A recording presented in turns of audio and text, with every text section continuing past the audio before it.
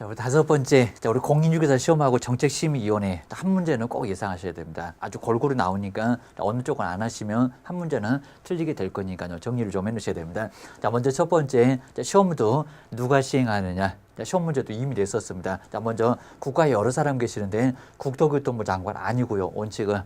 그리고 예외적으로도 시장군수구청장도 그것도 아닙니다. 자, 누굽니까? 장관. 바로 윗사람, 그게 장관 아랫사람입니다. 그리고 시장군수구청장 윗사람, 그분입니다. 이분이 바로 이제 시도지사, 특별시장, 광역시장, 시도지사. 공법에서 많이 배우실 겁니다. 그래서 이제 시험 문제가 원칙이 국토교통부 장관 그런 적이 있었습니다. 아닙니다. 예외가 국토교통부 장관. 나란 일이 바쁘니까요. 원칙적으로는 아랫사람한테 맡겨놨습니다. 주의하셔야 됩니다. 그리고 이제 예외적으로 국토교통부 장관 시행을 할 때 원칙에서 잘못했을 때입니다. 시도사가 잘못했을 때 예외적으로 국토교통부 장관이 할 수가 있습니다. 근데 시험의 전문가가 아니니까 어디를요? 정책심의위원회에 꼭 의결을 거쳐야 됩니다. 그럼 시험 문제가 단독으로 시행할 수 있다. X. 두 분 다 바쁘니까 뭐 합니까? 맡겨놓습니다. 공인중개사 협회도 가능하고요. 어디로 가능합니까? 공단 같은 준정부기관 여기도 가능. 꼭 주의하셔야 됩니다. 두 번째가 이제 시험의 응시 자격. 예전에는 미성년자 시험 응시를 아예 못하겠습니다. 지금은 아예 제한을 두지 않습니다. 대신에 딱 두 사람입니다. 자격 취소자. 자격 가지고 있었다가 빼앗겼던 분 3년. 여기다 5년 그러면 X입니다. 그리고 컨닝하다 걸리신 분은 상당히 심하게 합니다. 얼마 동안? 5년 동안. 여기다 3년 그러면 X입니다. 그리고 무효 처분했을 때지 시험 응시 일 그러지 않습니다. 자, 그런 부분들은 개정을 해놨으니까요. 다시 한번 주의를 꼭 해놓으셔야 됩니다. 여기도 시험 문제감이 돼요. 자, 정리해 놓으셔야 됩니다.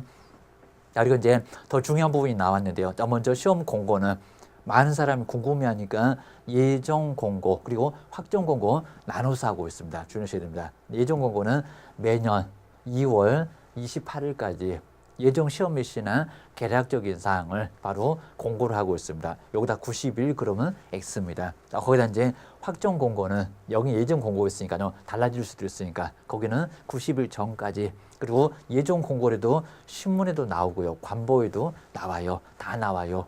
많은 분이 궁금해하니까. 그리고 수수료 돌려주겠다. 여기가 이제 중요한 부분입니다. 꼭 점검해 놓으시고요. 별표 2개 정도는 여기다가 꼭 해놓으셔야 됩니다. 자, 먼저 다 내주겠다.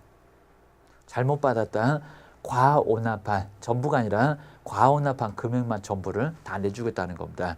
그다음 두 번째가 이제 시험 시행 기관에 우리가 아니라 시험 시행 기관의 규칙으로 나중 시험에 응하지를 못했을 때 시험 자체를 못 봤으니까요. 당연히 수수료 돌려줘야죠. 여기가 중요합니다.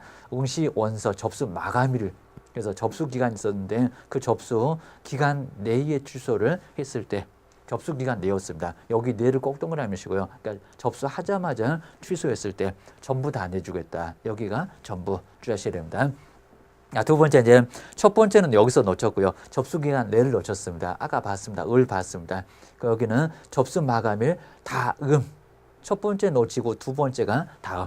다음 번 얼마입니까? 70 그렇게 바꿀 수도 있습니다. 100분의 60. 많이 깎아버렸습니다. 그 다음 마지막에 100분의 50. 60에서 정한기간, 그럼 60에서도 취소를 못했다. 세 번째로 내려왔다. 그입니다. 정한기간은 경과. 그러니까 60도 경과했다. 그입니다. 60 다음에는 50%.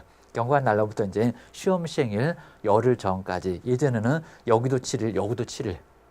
지금 현재는 시험 시행일 열흘 전까지만 정말 열심히 생각해서 열흘 전까지만 취소를 해주라는 겁니다. 그러면 반토막은 내줄게. 28,000원 다 내줄게. 14,000원은 내줄게. 꼭 기억하셔야 됩니다. 그 다음 이제 자격증 내주죠. 자격증 합격자 결정 공고 후에 1개월 이내에 이런 숫자는 꼭 주의해 놓으시고요.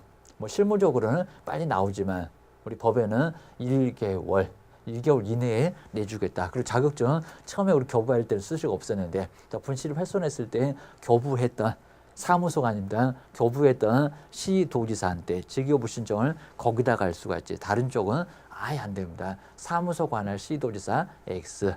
지금 현재 주소지가 아니라 처음에 받았을 때 그러니까 자격증 잃어버리면 상당히 골치 아픕니다. 나중에 수시로 다시 내고 재교부를 받아야 해요. 주의하셔야 됩니다. 이제 더 중요한 게 정책심의위원회, 공인중개사 시험위원회가 명칭이 달라졌고요. 오다가 든다고요. 국토교통부 시도가 아닙니다. 그리고 두어야 한다. 그게 아니라 둘 수 있다. 이 둘 수 있다 다시 한번 꼭 문질러 놓으시고요. 두어야 한다. X, 둔다. X. 그리고 네 가지도 중요합니다. 오지선다 내기 아주 편합니다. 공인중개사 정책심의위원회가 심의할 사항이 아닌 것은 5번 이렇게 만들 수가 있을 겁니다. 주셔야 됩니다. 먼저 시험하고 관련된 원래 위원회였으니까요. 공인중개사 자격의 취득 그리고 중개업 잘 될 수 있도록 육성, 재정 목적이 있었습니다. 그리고 중개보수의 변경 좀 많이 올라갔으면 좋겠다. 우리 소원 그입니다. 보수 변경 그리고 매도 매수에 많이 신경 쓰는 손해배상 책임하고 관련돼 있는 그 보장하고 관련된 그런 사항을 우주 생각하고 매도 매수도 생각을 하고 여러 가지 생각하고 계십니다. 자, 그런 것들을 정책심의위원회가 뭐합니까? 결정을 해요. 자, 이런 것들을 바로 결정을 한다라고 기억하셔야 됩니다. 자, 원시 자격 뭐 그런 거 아니고 주의하셔야 됩니다. 자, 그 다음에 이제 구성이 어떻게 되는지 보시까 정책심의위원회 바로 필요한 사항들은 뼈대 법은 뼈대만 정하니까 대통령령으로 알아서 정하기. 자, 위원장 한 명을 포함한다고 했습니다. 위원장 누군지 꼭 주의하시고요. 그리고 이 숫자 중요합니다. 7명, 행운의 숫자 7명 추구한다고 했습니다. 야구가 아닙니다. 야구는 9명입니다. 여기는 11명. 옛날에는 5명, 7명 그랬다가 숫자가 많이 늘어났습니다. 지금은 11명까지도 포함하니까 바로 위원장 한 명 빼놓으면 여기가 6명이 되겠지만 저거 다 합쳐서 7명. 가장 많으면 11명. 괜히 빼버리면 여기 12명이 나올 건데 그건 아니고요. 다 많았을 때 여기는 7명 그리고 11명입니다. 그리고 홀수가 나와야 재정 나중에 결정할 때 거기가 좋을 겁니다. 다 홀수였다는 거 기억을 해주셔야 됩니다. 자, 위원장 누구라고 했습니까? 국토교통부 장관 그러면 안 되고요. 제1차관. 하여튼 여기 제1차관 꼭 주의하셔야 됩니다. 옆에다가 장관 X, 고위공무원 X 꼭 메모하셔야 됩니다. 그 다음에 그 위원 여기는 7명 만들어야 되니까 11명 만들어야 되니까 자, 결국에 이제 만들 때 국토교통부의 4급 이 숫자가 한번 다시 한번 주의하시고요. 4급 이상의 공무원 급수가 상당히 높습니다. 자, 그런 사람을 바로 위원으로 자, 변호사 같은 분도 될 수가 있을 거고 그분을 위원으로 해서 이제 얼마 만들어라 최소한 7명 만들어라 11명 만들어라. 거기다 임기는 얼마라고 했습니까? 2년. 나중에 이제 중간에 들어가시는 분, 그 중간에 들어가시는 분은 남아있는 기간이지 새로 2년 가는 것은 아니에요. 이것도 시험 문제를 간단하게 언급했었습니다. 주의하셔야 됩니다. 그리고 이제 제척기피 회피가 정말 중요하니까요. 주의하셔야 됩니다. 제척은 법에서 너무 심하니까 당연히 빼버렸습니다. 자, 그 위원이 본인 사건을, 그 말이 안 될 거고요.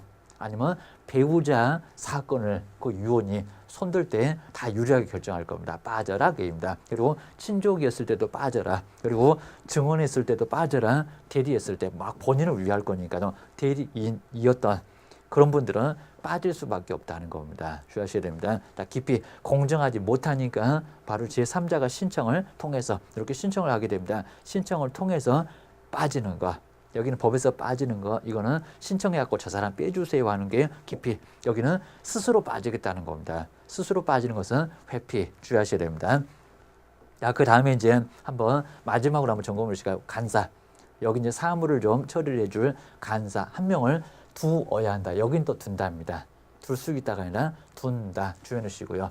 자, 그 다음 이제 그 위원장, 심의위원회 위원장이 있었습니다. 국토교통부 제1차관이었습니다. 그리고 국토교통부 소속 그 공무원 중에서 지명을 하게 돼 있다는 겁니다. 자, 누군지 꼭 주의하시고요. 그리고 자격증 정말 빌려주면 안 됩니다. 대여했을 때 1년 이하의 징역, 1,000만 원 이하의 벌금을 당할 수가 있고요. 그리고 유사한 명칭을 사용했을 때도 얼마입니까? 1년 이하 징역이나 1,000만 원 이하의 벌금을 당할 수가 있습니다.